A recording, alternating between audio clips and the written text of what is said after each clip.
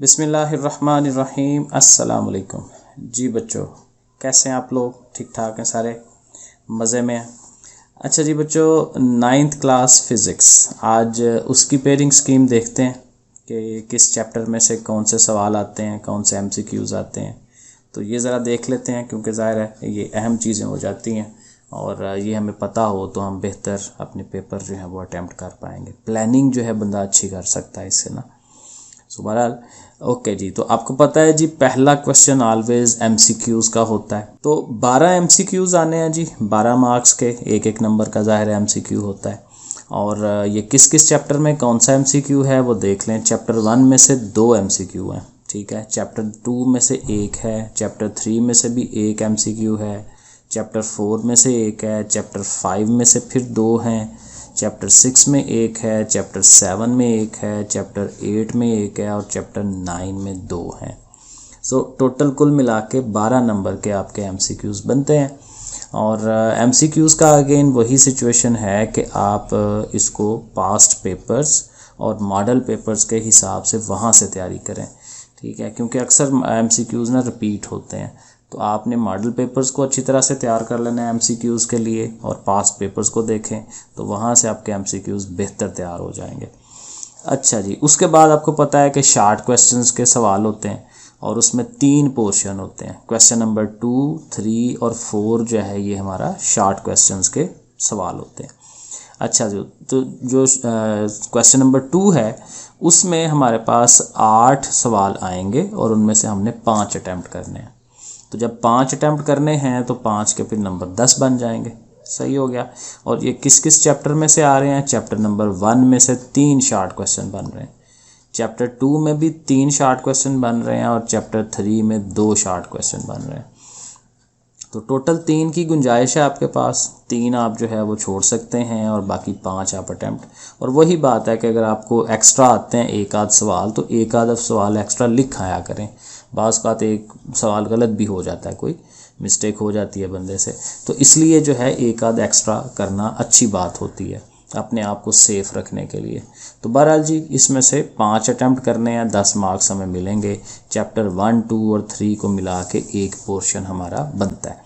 इसी तरह question number 3 पे आ जाएं तो उसमें भी ज़ाहिर है शार्ट क्वेश्चन है, वही पैटर्न है कि 8 में से आपने 5 अटैम्प्ट करने हैं। ठीक हो गया, 3 की गुंजाइश है। चैप्टर नंबर 4 में से 3 शार्ट क्वेश्चन आने हैं। आगे चलते हैं, चैप्टर नंबर 5 में 2 शार्ट क्वेश्चन हैं और चैप्टर 6 में से भी 3 शार्ट क्वेश्चन हैं। तो अगर चैप्टर नंबर 4 और 6 को किया जाए तो 6 सवाल इन्हीं से बन जाते हैं। ठीक हो गया। इसी के साथ जो शार्ट क्वेश्चन है उसका सवाल नंबर 4, उसमें भी वही पैटर्न है। 8 में से आपने 5 अटैम्प्ट करने हैं, 3 के आपके पास चॉइस है, वो आप छोड़ सकते हैं और 10 नंबर जो हैं वो आपको इसमें से मिलेंगे।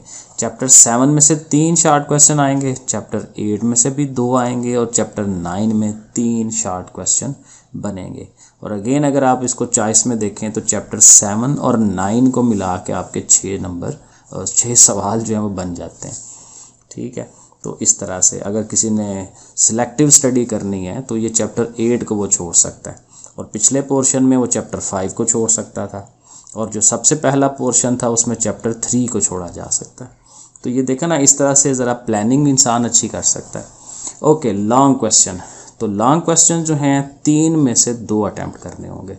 3 लॉन्ग क्वेश्चन होंगे, 2 अटैम्प्ट करने हैं। तो ये क्वेश्चन नंबर 5, 6 और 7 बनता है। ठीक है, और उनमें से ज़ाहिर है किसी एक को आप छोड़ लेंगे।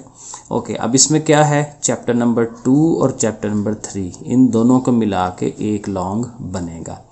ज़ाहिर है अच्छा, उनमें ये है अब कि आपके फ़िज़िक्स का जो पेपर होता है उसमें एक लॉन्ग का एक पार्ट जो है न्यूमेरिकल होता है और एक पार्ट जो है वो थ्योरी पे होता है। न्यूमेरिकल जैसे मैथ का सब सवाल है, जैसे मैं आपको दूसरे चैनल के ऊपर जो है वो न्यूमेरिकल्स करवा रहा हूँ। अच्छा, तो चैप्टर 2 में से न्यूमेरिकल भी आ सकता है, थ्योरी भी आ सकता है, लेकिन ज़्यादा चांसेस न्यूमेरिकल आने के हैं। ठीक है, और चैप्टर 3 में भी न्यूमेरिकल और थ्योरी कुछ भी आ सकता है।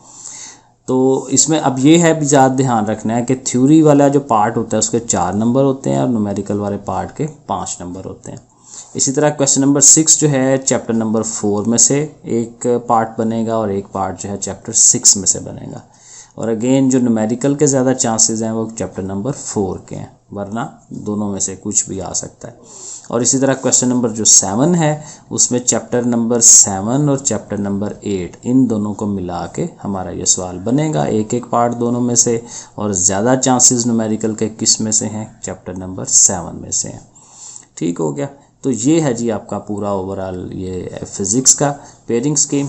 तो ये ज़रा ध्यान रख लें और इसको आप अच्छे तरीके से अपना प्लान करें और अपना पेपर की तैयारी करें। ओके जी, अल्लाह हाफिज़।